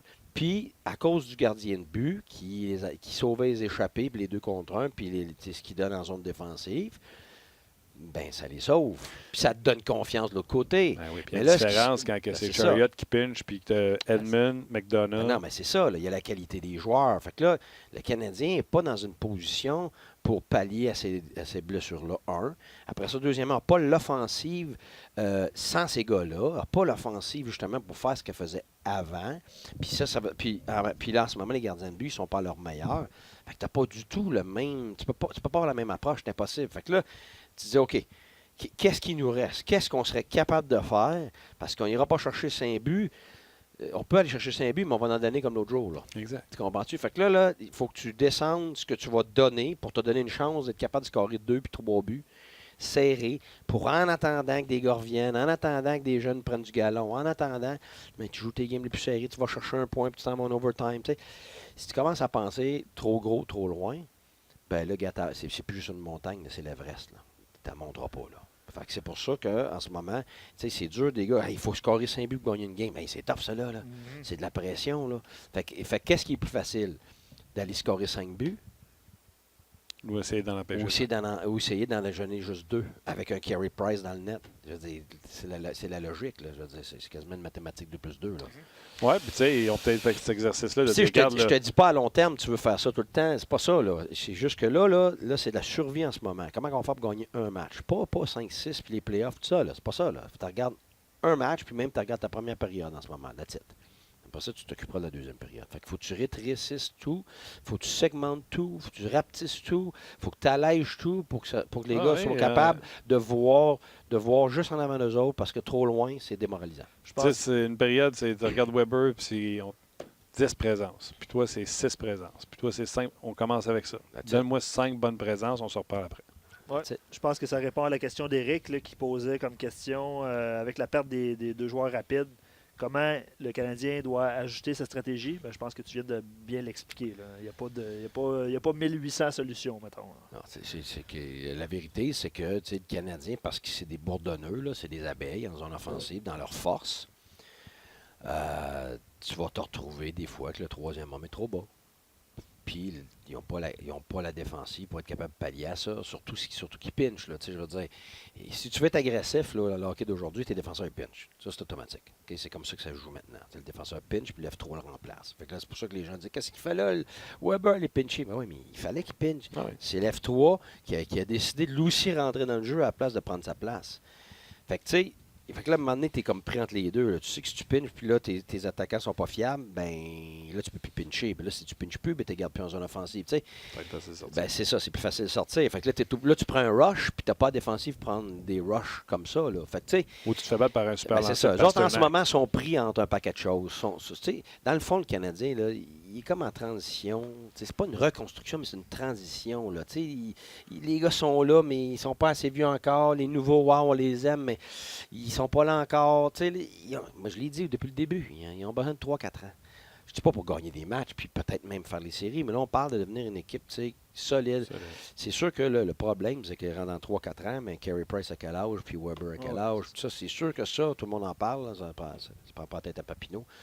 Fait que c'est un peu ça, là, tu sais, c'était comme... Ah, mais tu sais, un Price à 34 ans, 35 ans, avec un Caden Primo qui arrive comme un train, ça te fait un duo, comme dirait quelqu'un que je connais, exceptionnel. Puis tu as des chances. Outstanding. Si on était là au bord de la rivière, je te dirais outstanding. Je prends une question de Pierre-Olivier à l'inverse. Il revient sur le match contre les Bruins. Il dit les Bruins me font penser à Tampa Bay l'an dernier, très, très fort. Puis ils ont trouvé le moyen de jouer à peu près 12 minutes puis gagner le match. Puis il rajoute, je suis sûr que l'entraîneur Cassidy n'était pas content. Moi, je trouve la grosse différence entre Tampa et Boston. Puis Guy, tu me corrigeras. C'est pas le même comment style. ça C'est pas le même style du tout. Non, mais Non, mais dans le Tampa, sens de force, c'est rempli de talent à Tampa. Tandis qu'à Tampa, c'est rempli de travaillants. tu parles de Boston. C'est ce que j'ai dit. Ouais, t'as dit Deux fois Tampa. Tampa. Tampa, c'est plein de talent, C'est puis ça. Boston, c'est plein de travaillants. Tu sais, la 3 puis la 4, là, le monde dit « Ah, Boston est un gros club. » Attends, je vais te nommer la 3 puis la 4. Même leur première ligne, là, je veux dire, Marchand, Bergeron, puis Pasternak, ça travaille. Là. C'est talentueux, mais ça travaille. Ça défend. Ouais. Ça défend. C'est la grande particularité de cette ligne-là, c'est que oui, écoute, elle est mortelle, mais elle fait les deux. C'est ça qui est fascinant. Vraiment, là, c'est impressionnant. C'est pour ça que c'est la meilleure ligne. L'autre ligne qui en santé, là, on va Rantanen, puis chose revient. Le score revient, Ouais. tout ça, bon, avec McKinnon. Écoute, celle-là, elle a la possibilité de faire la même chose offensivement, mais pas à la même place défensivement encore. Tu sais, la ligne de Boston, là, c'est la meilleure ligne de two-way, offensive, défensive. En plus, Marchand qui est dur à gérer. Puis Bergeron qui est archi concentré, qui gagne ses face-off. Pasternak, tu sais, qui le jeune qui a acheté tout de suite, puis qui, tu sais, écoute, c'est phénoménal. Il n'y a personne qui a ça, là. Faites une Pasternak de shot, lui, hein? Ouf! Écoute, c'est impressionnant. Mais tu sais, regarde, ça c'est un exemple. Tu vas voir un exemple de contagion, de gars qui inspire. C'est qui inspire à Boston? Chara. Absolument. C'est un gars droit, c'est un gars solide, d'envie. Écoute, il va même venir voir le coach de l'autre équipe avant. Bonjour, je suis content de voir, blablabla. Écoute, c'est impressionnant ce monsieur-là. Là. Puis, dans l'équipe, tu n'as pas le choix de te ranger avec lui autour. Okay? C'est pas juste parce qu'il est gros, mais c'est parce qu'il a du courage. Puis, l'autre, c'est Bergeron. Ah, c'est des bons êtres humains, absolument. Puis je l'ai C'est déjà dit, c'est allez tout voir. ce que tu veux. Écoute, il marierait mes filles, là, je veux dire, tabarouette, là, des bonnes Allez voir des personnes, des reportages sur travaillants, Chara. des ça. C'est impressionnant. Fait que ces gens-là ont des capacités, oui, techniques, puis tout ça, mais c'est pas ça qui inspire. By the way, Chara est vegan. Je sais. Il est grand. Plant-based. Je vais prendre. Vas-y, parce que moi, je vais enchaîner sur... sur- Ben, je veux qu'il sorte de tableau, tactique de jeu, qu'est-ce que tu OK. fais? On va faire ça vite. Vas-y. OK, toi. OK, là, tu veux Barry Trotz dans 3 secondes? Ben oui. Vas-y. Non, mais avant, tu peux te Ben, préparer toi, pour moi. Les gens veulent revenir sur le rappel de Caden Primo. Quelqu'un qui faisait remarquer que, puis encore une fois, c'est une question d'interprétation, là, que dans ses propos, Price ne semblait pas apprécier que son coéquipier, qui était Kincaid, soit placé au balotage. C'était la phrase à dire. C'est la phrase à dire. C'est ça qu'il fallait qu'il dise. Absolument. Ben oui, un coéquipier perd son emploi, c'est triste. Absolument. Absolument. C'est- Donc, c'est la. Dans n'importe quel shop, ça serait Oui, ça. mais que c'est parce que ça, là, ça, c'est ce que vous voyez.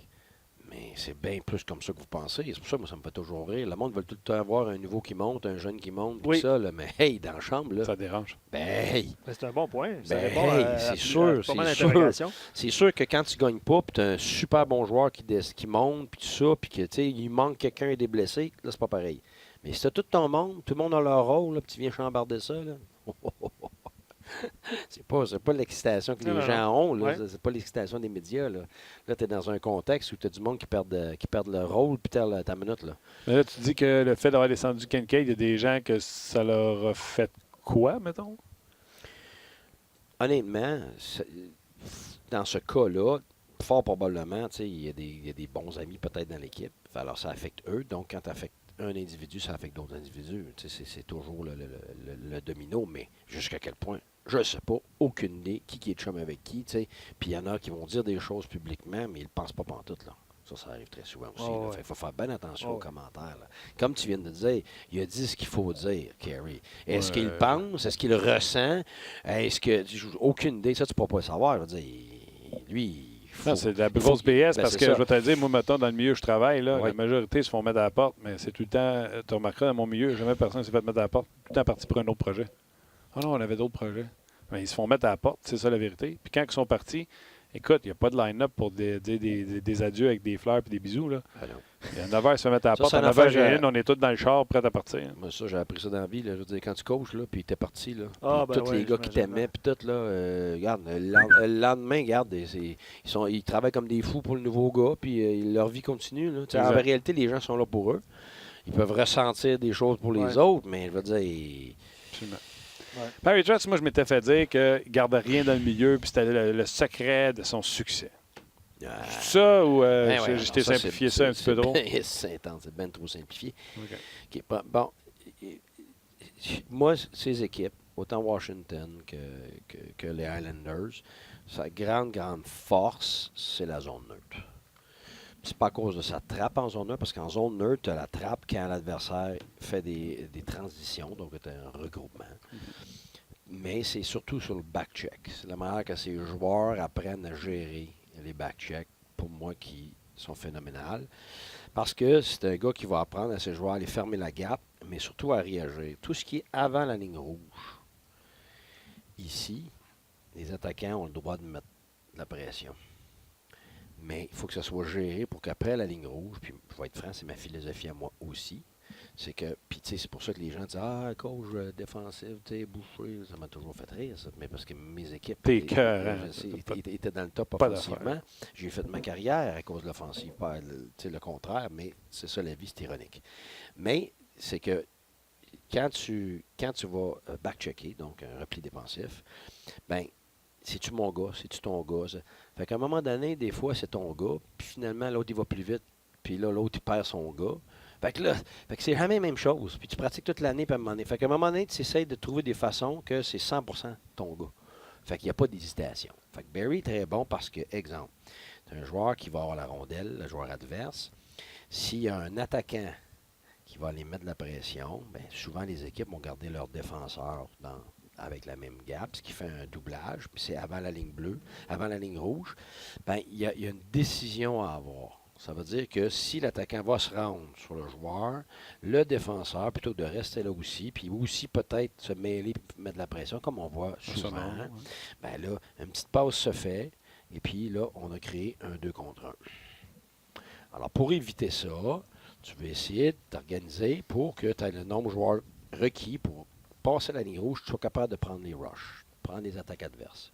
Exemple, il met de la pression, ce qu'on appelle un shift, le tandem de tes défenseurs vont shifter, même s'il n'y a pas personne. Parce que c'est ce qui se passe après qui compte, les gars qui arrivent après. Fait que mettons que tu as un joueur ici, ton avant met de la pression, bien, tu vas avoir un shift de tes défenseurs ici. Ça veut dire que tu vas te retrouver avec un nombre égal. Okay. Pour les gens qui sont en audio seulement, là, juste vous dire, quand un joueur sort de son territoire, Guy, ce qu'il dit, c'est même si le défenseur est devant lui, si même si le défenseur est devant lui, si l'attaquant est en poursuite avec, le défenseur va le laisser à l'attaquant puis il va reprendre sa position un peu plus centrale. C'est ça. C'est que là, je vais te donner un autre exemple maintenant. Vas-y. C'est que, bon, le joueur est en poursuite, il pense l'avoir, mais le gars est trop vite. Crosby, whatever. Là, le défenseur est ici, l'autre défenseur est là, tu as d'autres joueurs ici. Bon, plutôt que de continuer à mettre de la pression, ce qu'on appelle du backtracking, c'est que il a déjà identifié tôt qu'il ne se rendra pas avant la rouge. C'est déjà identifié. Le défenseur le sait, ça devient son gars. On a ce qu'on appelle un split, ça veut dire un défenseur en avant un défenseur. Alors, tu fais face à tous tes joueurs.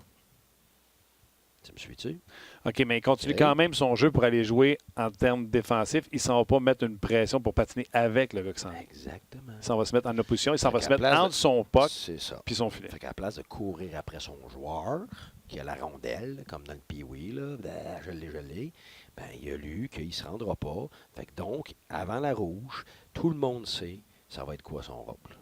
Tu me suis? Fait que tu vas te retrouver avec donc, un il ne doit pas souvent donner des surnoms. Ben, c'est justement, c'est ça l'affaire.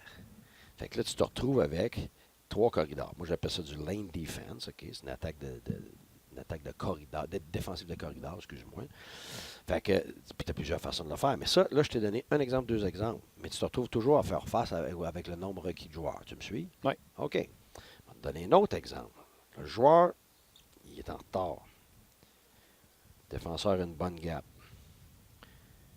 Plutôt que de s'en aller courir là pour rien, il décide déjà de faire ce qu'on appelle un lock en largeur. Il a l'air à s'en aller nulle part. Mais ce qu'il fait, c'est qu'il donne la possibilité à ses défenseurs de fermer l'écart défensif très serré. Tu tues l'offensive très rapidement. Moi, je vois comme ça à tempo. C'est un lock. Fait que les gars se fatiguent jamais à back-checker. Puis ils sont toujours à bonne place. Puis tes défenseurs savent toujours qu'ils peuvent mettre de la pression de bonne heure en temps. Mais l'aspect que tu viens de dire, là, de ne pas se fatiguer à courir après, pourquoi d'abord, exemple, à Ottawa, je ne sais pas si tu faisais ça, pourquoi c'est pas la norme de dire... Pourquoi tu sauverais de l'énergie? Ben parce que justement, si tu patines comme un fou, tu te rends ici, puis tu peux finalement jamais te rendre. Le gars est plus vite que toi. C'est pour ça, justement, pourquoi tu faisais pas tout le temps celle-là, au lieu de laisser ton gars courir après le gars à droite? Ah, mais c'est parce que c'est une question des points de mise au jeu aussi. Si toi, tu es déjà à l'extérieur du point de mise au jeu, puis tu es capable de l'avoir, tu ne partiras pas de là pour t'en aller jusque-là. OK. Tu comprends-tu? Fait que là, c'est toujours par rapport au point de jeu. Je ne rentre pas dans les détails en ce moment. Là, Non, on jase. On jase. Fait que là, tu as Excellent toujours tes podcast. points de repère. Ton point de repère ici, c'est tes points de mise au jeu. Si tu es déjà à l'extérieur, puis tu vas l'avoir, moi, tu n'aimes pas, c'était avant la bleue. Si tu es à l'extérieur du point de mise au jeu, puis tu vas l'avoir avant bleu, tu as le droit, on va shifter. Mais si tu n'es pas là, ben, tu t'en allais automatiquement. Puis les défenseurs le savaient, mais regarde ce que ça fait. Tes défenseurs le savent, là. Et sais-tu qu'est-ce qu'il y a, tu sais? C'est l'attaquant qui est en repli qui dicte la défensive qu'on va Ben, utiliser. c'est ça, justement. C'est que Au là, lieu que ce soit le défenseur. exactement. Tu responsabilises ton attaquant pour juste à courir puis à mettre de la pression, à lire le jeu, J'ai comme l'impression puis que tu à es aider tes défenseurs. Oui, non, honnêtement, j'étais un peu fier. Là. J'étais un peu surpris. J'étais abasourdi surtout. Tu m'as poigné une culotte en terre. Là. On l'a entendu, il y avait de la fierté là-dedans. Ouais. Fait Ouais, que c'est l'attaquant qui dicte ce que tu vas faire. Exactement. Fait que lui, il s'en vient puis il colle le lock, ben, tes défenseurs ils vont squeezer, ce qu'on appelle un squeeze. Fait que là, tu vas dire, le gars, là, à qui tu veux qu'il fasse un jeu, ça couvre ton support, ça couvre l'offensive en largeur. Tu comprends? Mais ça prend du monde qui veut l'acheter, ça. Si t'es meilleur joueur, parce que souvent, tes gars talentueux qui sont pas fiables, parce qu'il y en a qui sont talentueux et fiables, là. Mais c'est comme Bergeron, c'est automatique. Là. Oui, coach, puis il comprend, puis il va le faire. Puis t'as l'autre qui va résister parce que lui, là, il va aller mettre de la pression sur la rondelle, là, il veut s'en aller. Puis peu importe s'il a la paire ou non, c'est pas grave. Lui c'est la rondelle, puis scorer des buts. Bien, c'est ça ta maladie dans ton équipe, ton cancer, c'est ça. C'est cette mentalité-là. Quand ton meilleur joueur, je le sais, dans une des équipes de la nationale, en ce moment, c'est un cancer parce que dans sa tête, il faut scorer plus de buts que l'adversaire. C'est comme ça qu'il va gagner une Coupe cette année. Puis il y en a d'autres même.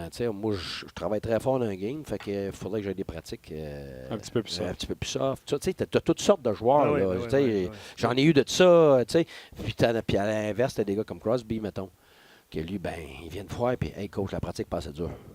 On n'a pas fait assez de bataille. On n'a pas fait assez de patins. C'est ça la différence. Non, c'est au maintenance. Je pense pas qu'O'Reilly est très, très, très difficile à convaincre dans le buy-in. Non, mais justement, ça c'en est un. C'est un gars, justement, parce qu'à ce moment-là, à Buffalo, c'était plus difficile, puis il ne voyait pas ça. Donc, il voulait partir. Il y a un point par match. C'est ça. Mais, Fait que écoute, ça, c'est juste un exemple de comment gérer ta zone neutre sur un back-check. Fait qu'ils sont phénoménaux là-dessus. Fait qu'est-ce que ça fait à long terme? C'est que tu mines le moral de l'adversaire. Pourquoi? Parce qu'à toi, il faut qu'il prenne la rondelle pour attaquer. Quelqu'un qui sort dessus. Il y en a 3 devant. Il n'y a pas de corridor de libre. Ça veut dire qu'ils vont être obligés de faire quoi? Ils vont être obligés de la chipper en arrière, ils vont être obligés de la dumper, ils vont être obligés de mettre... Parce qu'il n'y a pas de jeu à faire. Mais toi, tu avais ça avec un peu... Tu mines l'adversaire. Là. Ouais, toi, tu avais ça un peu avec ton 1-3-1, mais quand il te chipait en arrière, tu avais déjà ton 1 en arrière pour ramasser. Lui, il n'a pas ça. Oui, mais ça, là, c'est pas la même chose. Parce que le 1-3-1, là, c'est pas du tout dans une situation de back-check. Tu sais, les gens, ils mélangent tout ça. Non, c'est en attente. Ils mélangent le forecheck avec la couverture en zone neutre. Je m'en veux, Et avec le back-check. Je comprends. C'est pas pareil. Un forecheck, c'est tout ce qui est en bas des hash marks ici. Ça, c'est un forecheck de zone offensive. Il n'y a aucun forecheck au monde que c'est un 1-3-1. C'est complètement ridicule de dire un 1-3-1 forecheck. Ça n'existe pas. OK? Bon. Fait que là, après ça, c'est la zone neutre. Quand tu sors la rondelle de ta zone ici, en zone neutre, puis que l'adversaire prend la rondelle avec leur défenseur, eux autres essaient de s'organiser, peu importe c'est quoi leur plan, pour réattaquer. Donc, on appelle ça un regroup en français, une relance, une transition. Tu en as des rapides où c'est tout de suite up, puis tu en as d'autres, c'est D2D, puis après ça, on passe au défenseur, puis on gère ça par après. Exact. Bon. Bien, les trappes sont toutes les mêmes, dans le sens que quand une équipe adverse a la rondelle en zone neutre quelque part là, toutes les équipes de la Ligue nationale, toutes les équipes dans le monde demandent à leurs 5 joueurs d'être entre les 2 lignes bleues. Puis ton premier gars, c'est ton steer. On va lui demander de descendre un peu en bas de la bleue pour diriger le trafic. Mais tu ne veux pas qu'il descende en bas, là. Si tu descends en bas, c'est ça qu'ils veulent. Fait qu'ils se font 2-3 passes pour t'attirer. Fait que là, mettons tu fais un 1-2-2. On va te donner un 2-2 facile, là, comme ça, là. OK? Fait que là, lui, à rondelle, il se fait une passe, toi, tu continues de descendre. Regarde l'espace que tu viens de créer en dessous pour le centre et pour tout le monde prendre de vitesse. Fait que tu ne veux pas faire ça. Fait que quelqu'un qui regarde la Ligue nationale sur un regroup va voir que ce soit un 1-2-2 ou un 3-1, ton gars ici, là, ce qu'on appelle le steer, on va mettre un F pour forward avant, attaquant, on va mettre un A là, en français. T'sais. OK? Bien, lui, là, il va diriger le trafic. Fait que là, le défenseur ici, là, tu te rappelles-tu l'histoire du 1-3-1 là, qui sont restés de même? Là? Ouais. Bon, mais maintenant, ils ont... Combien t'as dit qu'il était ici? Ben, c'est ça. Pourquoi? Parce qu'il faisait des passes, puis là, nous autres, on faisait comme toutes les autres équipes, là. Mais lui, il avait de la misère à passer à travers le 1-3-1. D'ailleurs, c'est depuis ce temps-là qu'il joue un 3-1. Ouais. En tout cas. Mais ici, OK? Fait que les autres se reculent. Mais toi, pourquoi tu t'en vas là? Ah oui, tu vas aller mettre de la pression. J'ai jamais vu, moi, en 22 ans, un attaquant qui a coupé une passe entre les deux défenseurs sur un regroup.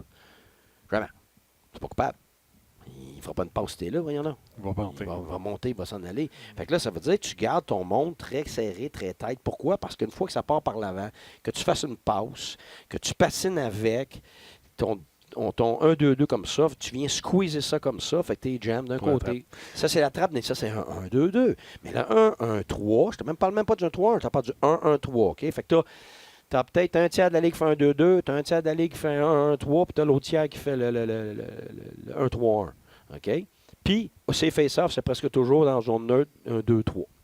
OK? Bon. Là, ça veut dire que sur un 1-1-3, tu as quand même, dépendamment de ton système, là, tu peux avoir des F ou un log d'un bord, peu importe. Steer, step, tes 3 corridors sont bloqués. Parce que le 1-2-2, la faiblesse, tu peux passer de l'autre côté. Mais les 5 sont là, là. Non, ça change pas. Puis là, tout ce que c'est le 3-1, c'est que tu en enlèves un ici, puis tu demandes à ton dev d'être là, puis là. Mais c'est le même principe. Tu as un steer d'un bord ou de l'autre, avec un step, le milieu jamais. Le seul avantage de ça, c'est que tu as vu que ton défenseur est en arrière et de l'avance. C'est pour ça que j'avais sorti ça. Tu récupères plus la rondelle, puis en plus, parce que tu la récupères, tu as une transition à 4. Mais l'affaire que je voulais savoir, moi, c'est quand l'autre est sur sa sortie de zone, puis tu l'obliges à chipper in. Oui. Tu n'as rien en arrière pour aller chercher, c'est un 50-50. Ben, ça, c'est un back-check, c'est ça. Ouais. Oui, absolument. Okay. Mais le back-check n'est pas en toute la zone neutre, la couverture en zone neutre. Là. Ça n'a rien à voir. Là. Le monde dit, la zone neutre, oui, mais la zone neutre. Moi, personnellement, si tu me demandes, la grande force de mes équipes, tout le monde dit c'est l'enfer, passer à travers la zone neutre, est bien plus sur le back-check. Le 1-3-1, là, c'est un affaire qui arrive après 3 minutes par game. 60 minutes, ouais, là. Dans le fois, tu es allé changer, tu t'installes, on passe sur un regroup, ils veulent sortir, tu les attends. Puis c'est la stratégie que tu parles. Tantôt, comme tu attends avec un 1-2-2 que j'ai déjà fait. Comme tu attends avec un 1-3 que j'ai déjà fait. Tandis que là, c'est que le puck, tu viens de perdre une bataille, le puck sort, comment qu'on se regroupe, comment qu'on part après en back-check. Tu veux remplir le plus de trous possible, pas laisser, parce que la zone neutre, là, pour moi, c'est la zone la plus importante. C'est là que tu crées ta vitesse. Ben, c'est là que tu crées ta vitesse offensivement, puis tu crées ta possession de rondelles. Puis à l'inverse, défensivement, c'est là que faut que tu prennes les bonnes décisions, il faut que tu défendes comme du monde, parce que là, ça devient des rushs, puis les bons joueurs, ben, ils sont mortels sur le rush. Fait que ta zone neutre offensivement et défensivement, c'est là que les équipes excellent. Les équipes de premier plan excellent. Boston sont très bons en zone neutre, sont très bons en relance, sont très bons en défendre. Mais toutes les équipes sont sur le même modèle dans le principe que tu veux être tes 5 gars ici, quand l'adversaire est en regroup, tu n'iras pas courir. Regarde, toi, tu as un fort, là. Ouais. Tu es assis dans ton fort, là. Okay, là? Puis là, l'armée arrive là-bas. Là. Puis même des fois, l'armée est plus grosse que toi, à plus de guns, à plus de tout ça. Puis là, ils te font signe, viens-t'en, viens nous attaquer en dehors de ton fort. Ben oui, toi, le cave, tu vas sortir de ton fort, puis tu vas y aller. Ben oui. Non, mais c'est ça, là. C'est la zone neutre, là, la minute que tu perds un joueur, tu es vraiment dans le trouble. Parce qu'une passe, ils sont partis. C'est pour ça que la zone neutre, maintenant, à cause qu'il n'y a plus de ligne rouge. Avant, c'était pas pareil. Le hockey, quand il y avait la ligne rouge, ça se passait beaucoup plus en zone offensive, la zone bleue offensive. Tu essayais de défendre plus de bonheur. Mais là, tu peux plus. Tu as du monde qui part en arrière de toi. Fait que là, ça a reculé tout ça. Puis qu'est-ce que ça fait? Ça fait qu'on a du hockey comme en Europe qui se fait depuis 40 ans. Fait que c'est pour ça que quand les gens ils mélangent tous les principes, pour un coach qui se fait 22 ans qui fait ça, des fois, je comprends, mais quand les gens reprennent des termes que d'autres ont dit sans savoir vraiment c'est quoi. Des fois, c'est pas évident là, à gérer parce que là, mais c'est pas ça. Là, fait que moi, le garde, ils s'en viennent à un moment donné, là, on est en train de faire des capsules justement. Là, j'explique le hockey de base de la Ligue nationale. Fait que tu vas pouvoir cliquer. Puis là, tu vas pouvoir l'avoir. OK, pourquoi qu'ils font le drop pass tout le temps en avantage numérique? C'est quoi le but de ça? Fait que là, tu vas pouvoir cliquer. Ah, OK, c'est pour ça qu'ils font ça. On recule devant. Ben, OK, parfait. Après ça, on va regarder, OK, un échec avant. Je parle des échecs avant de base. J'ai monte. 1-2 dans une offensive, ton 2-3, ton 2 avec un pinch, remplacé par un F3. C'est sûr que je ne vais pas dans tous les détails. Là. Je ne vois pas non plus le monde. Ils ne coachent pas dans la vie, là, à part quelques individus. Là. Mais au moins, tu peux aller voir. Compréhension. Une compréhension de base. C'est ce qu'on fait ici, c'est ce qu'on fait d'un autre angle. On veut que la game soit comprise et plus le fun à regarder. Parce que c'est pas une question d'intelligence. Tu sais, que les gars, ils savent pas ça. Là. T'es pas dans le hockey. Puis même quelqu'un qui a joué là, dans le Bantam il y a 22 ans, regarde. Je te confirme, il y a des gars dans les NHL qui ne sont même pas encore capables de te l'expliquer. Ben non, mais je sais. Regarde, donne un crayon au joueur, tu vas avoir du fun. C'est ça. Je l'ai dit 1000 fois. Oui, ça. Ouais. Regarde, Jean Pronovo me rappelle, c'était une vedette dans le national, scoré 50 buts et tout, puis quand il a commencé à coacher à McGill, il m'a dit, Guy, ça n'a pas été avant la 7e année, avant que je sente que là, je sais coacher. Puis, il y a passé des joueurs, sa vie dans le hockey. Il y a des joueurs de la Ligue attention. nationale qui ont fait le saut à la télévision. Puis ils ne voyaient pas les jeux se développer, ils ne voyaient pas les stratégies qui étaient. Non, je sais, c'est parce que tu es un joueur, tu n'es pas drillé pour ça. IQ, c'est pas pareil pour tout le monde. Ben Mais facilement, il y a des gars que David Perron, après sa carrière, il va venir s'asseoir avec nous autres, il va être capable de parler avec toi. C'est il ça, va être capable de chaque individu, c'est ça, ils ont des atouts différents. Pour ça, tu sais, moi, j'ai joué au football jusqu'à l'âge de 17 ans, et puis je connais le sport un peu en général, mais si tu me demandes si je connais le football, je vais te dire non. Pourtant, je joue jusqu'au midget 3, mais je vais te dire non. Un, ça fait ben trop longtemps que j'ai joué. Puis deuxièmement, je regarde ça comme le monde regarde le hockey, pour m'amuser. Dis-moi que tu étais de joueur au moins. De quoi? Non, j'étais running back, puis ma dernière année, j'étais quarterback, j'ai détesté à mort. J'ai essayé ça. Donne-moi le ballon, on courait avec. Mais donner à tout le monde, ça m'énervait ça. Ah ouais, ouais. Puis en plus, j'étais pas grand. Non, j'étais non, c'est parce que dans ce temps-là, j'étais moins. Là, je suis 5'10", mais dans ce temps-là, écoute, jusqu'à l'âge de 16 ans, je pense que j'étais à 5'3". Fait que j'ai grandi à 16 ans tranquillement, mais je voyais pas par-dessus la ligne. Je prenais le ballon, puis... Il lançait comme Drew Brees. Fait que là, ouais, honnêtement, fait que c'était pas souvent des passes, je peux te dire ça. All right. Ben, vous avez donné le rendez-vous pour ce soir d'un autre angle, 19h. Ouais, on est out. RDS2, RDS ouais. Direct. Les capsules, éventuellement, seront disponibles sur rds.ca. Je voulais juste le dire. Oui, excellent. J'ai hâte de voir ça. Je vais aller apprendre. Puis tu sais quoi? RDS.ca. Ben oui. Tu peux trouver tout là-dessus. Ben oui, absolument. On peut trouver tout. Tout. Tu trouves de tout. Puis moi, quand je le dis, ça compte pas. Ben oui, ça compte. Ouais, ça compte. C'est Chiching, tu l'entends? Ouais, c'est ça. C'est le bruit, tu l'entends? Ben oui, j'essayais, ça n'a pas marché. Alex, je suis pas dans la gang, je le sais. Je suis pas dans la gang, j'étais un invité. Oui.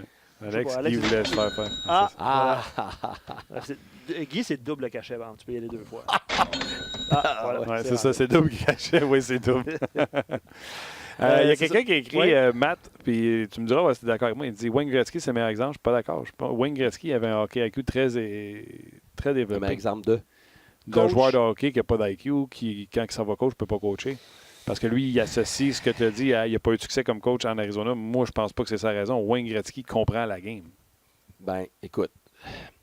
C'est peut-être de l'expliquer qu'il n'était pas capable. Hein? Ben, écoute, je sais pas. Je n'étais pas là, j'ai entendu des choses, mais tant que tu n'es pas là, tu ne peux pas prendre des choses pour du cash. Mais je peux juste te dire que ça, c'est un génie. C'est pas juste quelqu'un d'intelligent et un bon joueur de hockey. Ça dépasse l'entendement. C'est un génie dans son domaine, comme Einstein. Puis souvent, les génies, c'est difficile de transmettre leur savoir. Parce que c'est une évidence pour eux. Ils comprennent, ils se rendent là. C'est ça, c'est une évidence pour eux. Fait que, très souvent, les démarches qui amènent à réussir quelque chose, ils les ont pas dans la tête nécessairement parce qu'ils sont tellement en avance que c'est dur pour ces gens-là de se mettre dans la peau de quelqu'un de normal. On va donner un exemple, c'est Nick Crosby. J'ai eu tellement de discussions avec lui dans le junior, là, parce qu'il s'irritait. Il dit « Comment ça se fait qu'il ne m'a pas vu? » Tu sais, j'étais là, mais c'est ça le jeu. Je dis « Oui, mais Sidney, il n'y a pas ta vision. Il ne réagit pas. Comment qu'on broyerait toute la nuit? Là, ça ne changera pas, ça. Là. C'est toi qu'il faut qu'il s'adapte à ça. Tu dis « Ouais, mais si on les pousse, ils vont être meilleurs. » Oui, mais il y a une limite. Même s'il est meilleur, il va être au max de ce qu'il peut faire, puis c'est encore loin de tes attentes. Mais c'est dur pour ces gens-là. C'est très, très, très, très difficile. Ouais, mais mon père, là, c'est un actuaire, OK? Ouais.